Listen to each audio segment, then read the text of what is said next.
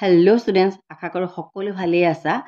আজি মই তোমালোকক trigonometric identity পঢ়াবলৈ লৈছো। আমি লাষ্ট ভিডিঅ'ত পঢ়িছিলো trigonometric ratios। trigonometric identities ক তুমি trigonometric formula বুলিও ক'ব পাৰা আৰু এই trigonometric formula বিলাক ইউজ কৰিহে আমি trigonometric problem বিলাক সলভ কৰিব পাৰিম।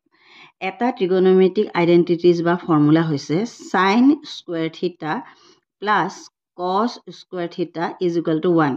এইটো এটা trigonometric identity, এইটো প্ৰথম trigonometric identity হা, এইটো first trigonometric identity বুলি ক'ব পাৰি এইটো হা। এতিয়া মই তোমাক কৈছো trigonometric identities।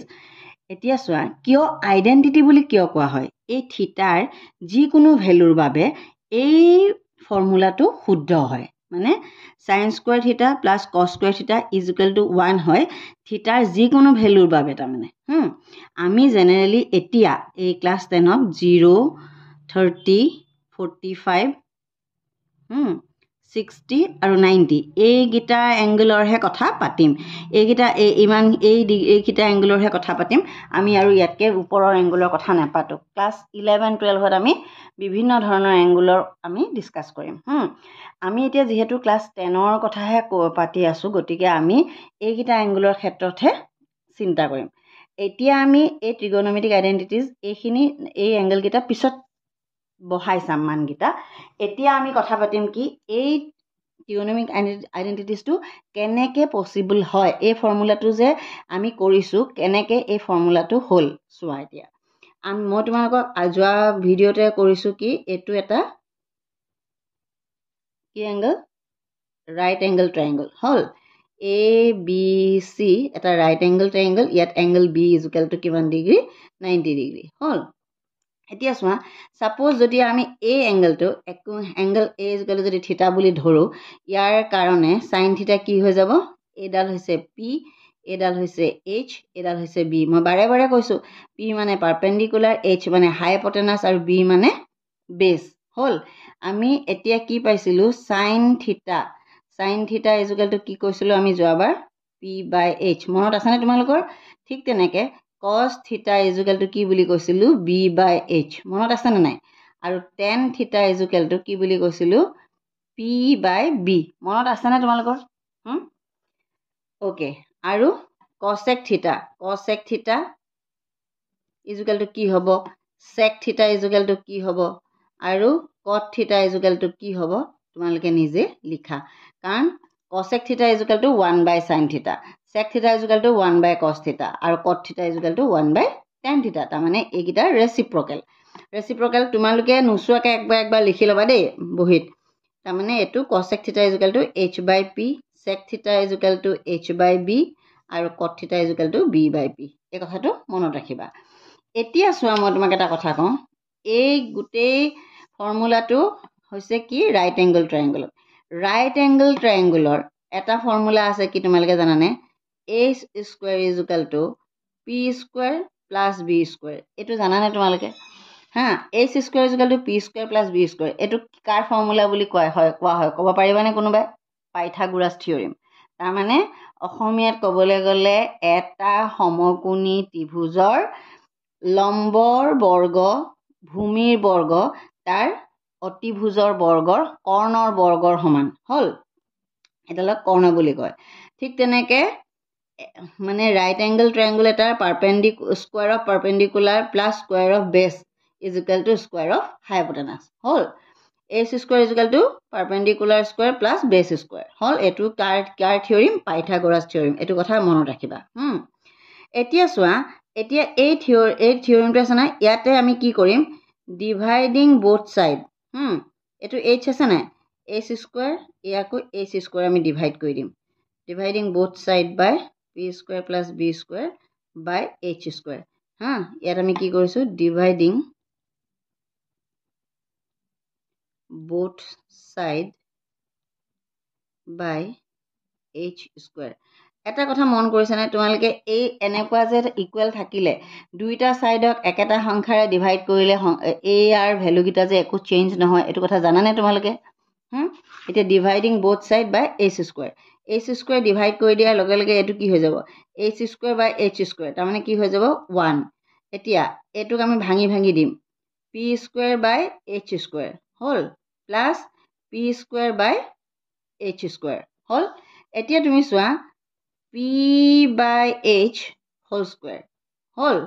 plus এটো b দেই b by h whole square whole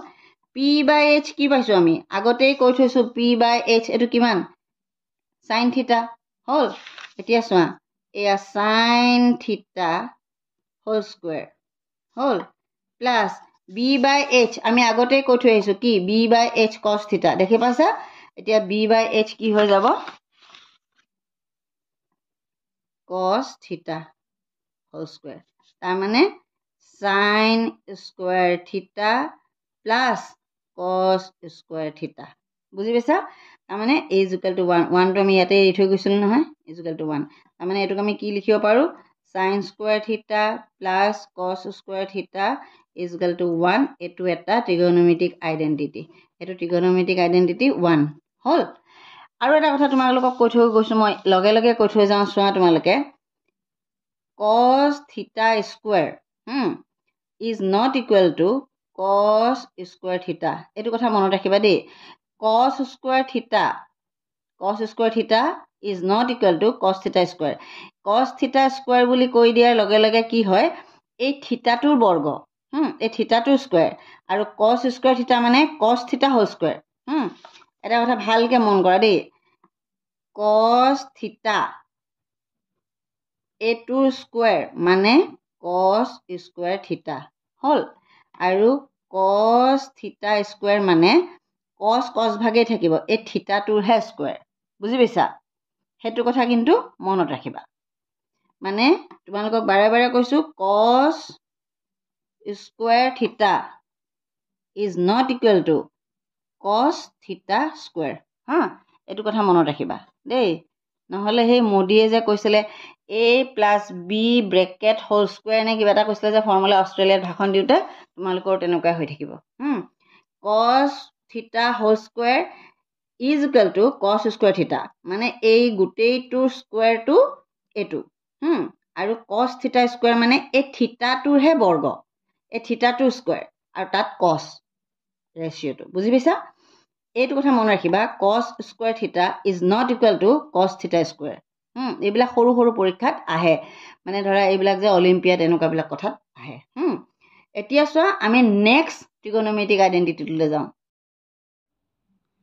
এতিয়া চোৱা সেকেন্ড আইডেন্টিটিটো কি বুলি কবা এটো 1 plus tan square theta is equal to sec square theta হল এতিয়া আকৌ চাবা দে আকৌ পাইথাগোৰাছ ফৰ্মুলাটো কি আছিল ac square is equal to p square plus b square হনে আছিল নে এটো বা এটোকে আমি উল্টাও লিখি দিব পাৰো p square plus b square is equal to h square আছিল এতিয়া তুমি চোৱা এই গুটেই গিটাকে আমি যদি এই গুটেইটোকে আমি যদি কিহাদি ডিভাইড কৰি দিও b ৰে ডিভাইড কৰি দিও b মানে এতিয়া তুমি চাবা p square plus b square তাক যদি আমি b square ডিভাইড কৰো h square ক যদি b square ডিভাইড কৰো মানে ডিভাইডিং বোথ সাইড বাই এর লিখি দিছো মই ডিভাইডিং বোথ সাইড বাই b square এতিয়া চোৱা তুমি p square by b square whole plus b square by b square is equal to h square by b square এই কথাটো মনত কৰিছা নে আহিছে নে চাই থাকিবা দেই এতিয়া চোৱা p by b আমি যদি এটো মানে এটো কি p by b whole square হল এটো কৰিব পাৰা বুলি তোমালোকে এলজেব্ৰাত জানাই b square 1 হৈ গল is equal to h by b whole square হল এতিয়া চোৱা কি হৈ গল p by b মানে কিমান tan theta whole square plus 1 is equal to h by b মানে কিমান sec theta তোমালোকক মই ফৰ্মুলা কিটা দিয়ে দিছো চাই লবা whole square এতিয়া চোৱা এটো এনেকে স্কয়াৰ থাকিলে কি হ'ব tan square theta whole plus 1 is equal to sec square theta হয় বুজি পাইছা এই tan square theta plus 1 টোক আমি আকৌ উল্টাকে লিখিব পাৰো 1 plus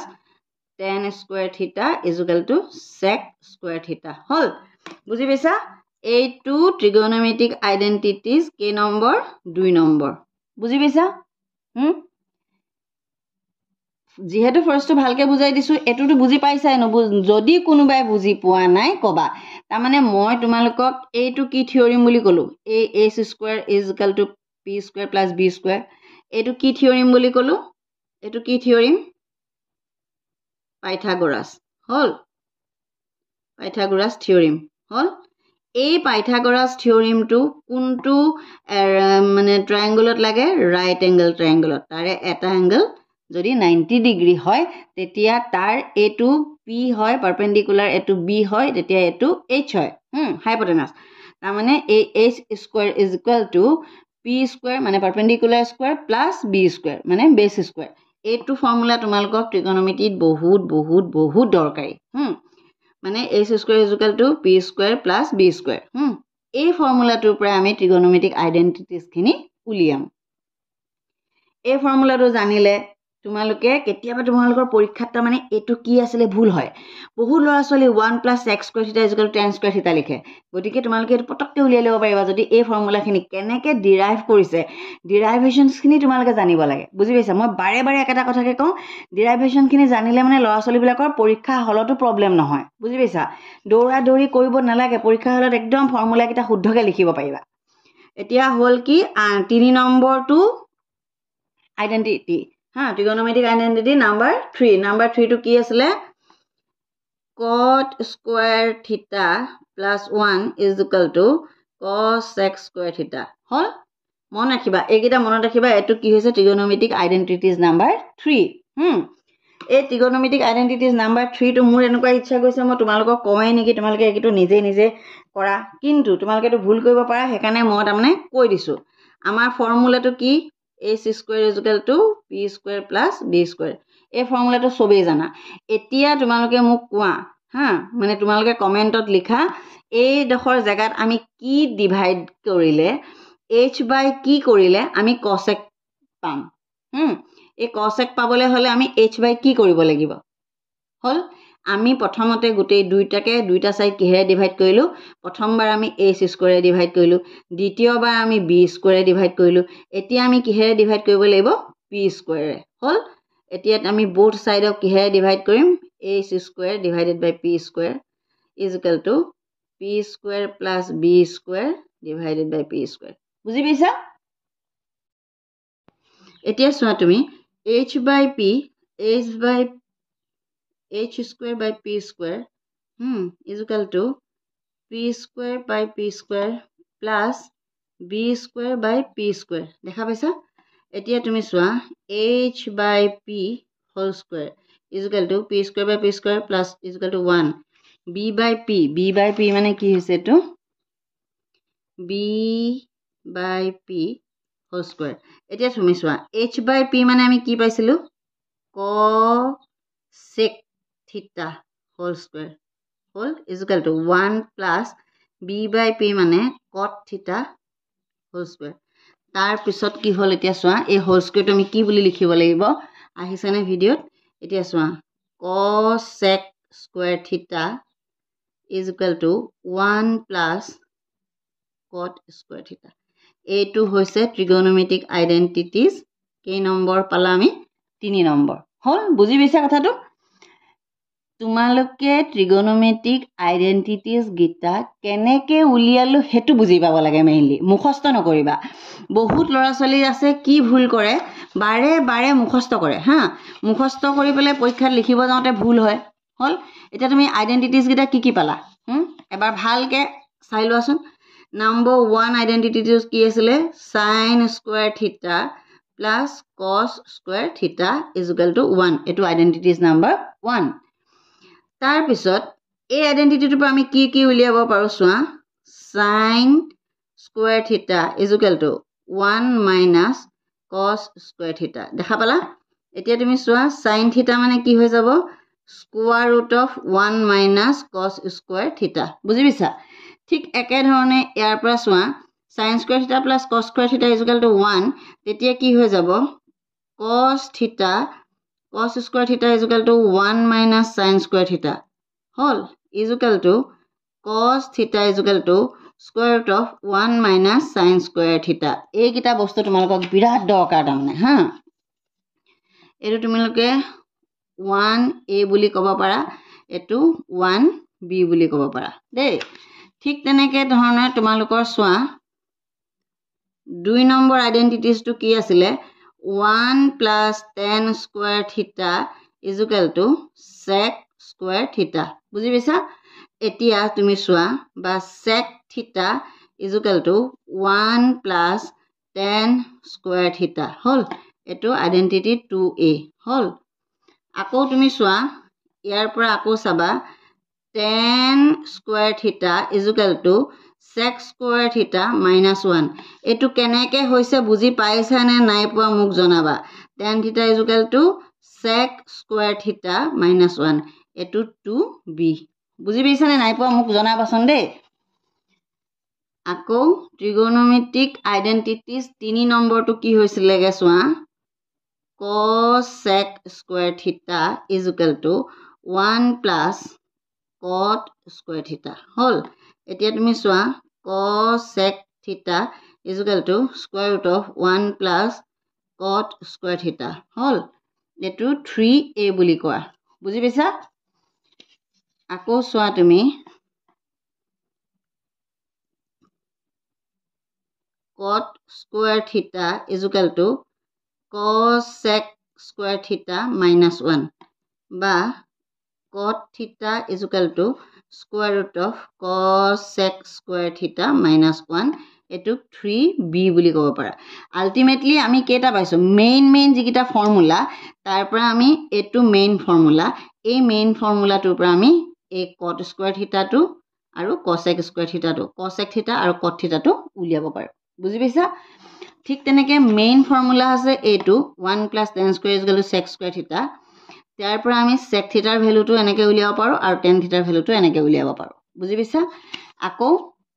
ফাৰ্স্ট আইডেন্টিটিটো আছে sin square theta plus cos square theta is equal to 1 তাৰ পৰা আমি sin theta is equal to square root of 1 minus cos square theta আৰু cos theta is equal to 1 minus sin square theta এনেকে উলিয়াব পাৰো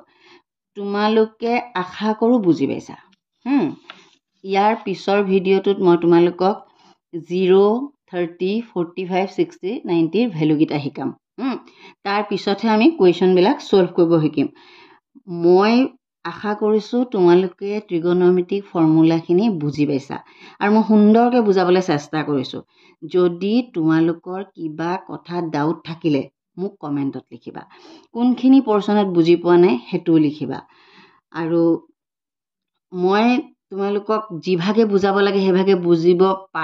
বুজাব পাৰিছো নে নাই হেতু জানা মানে বোৰ্ডত বুজাব লাগে হেতু কবা বাৰে বাৰে কৈছো এই ফৰ্মুলাখিনি ভালকে জানিলেহে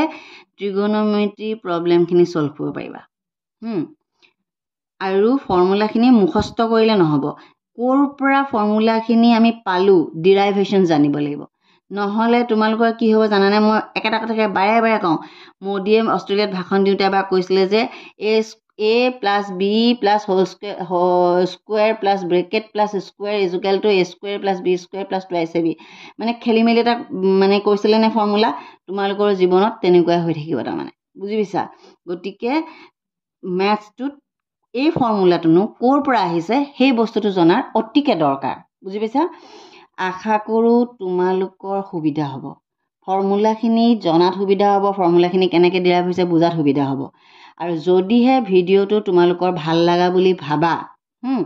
তেতিয়া হলে প্লিজ চেনেলটো সাবস্ক্ৰাইব কৰি লবা লাইক এটা কৰিবা আৰু যদিহে ৰেন্ডমলি সাৰ্চ কৰি থকা মাজতে এই ভিডিওটো আহিছে তেতিয়া হলে আপোনালোকে প্লিজ আপোনালোকৰ চিনাকি কোনোবা ক্লাস 10 ত পঢ়ি থকা ল'ৰা ছোৱালী যদি আছে তেতিয়া আপোনালোকে শেয়াৰ কৰিব আৰু নতুনকে যিসকলে চেনেলটো মানে পাইছে সাবস্ক্ৰাইব কৰিবলৈ নাপাহৰিব যিসকলে অলৰেডি সাবস্ক্ৰাইব কৰিছে তেখেতসকলক বহুত বহুত ধন্যবাদ লগ পাম ইয়াৰ পিছৰ ভিডিওটোত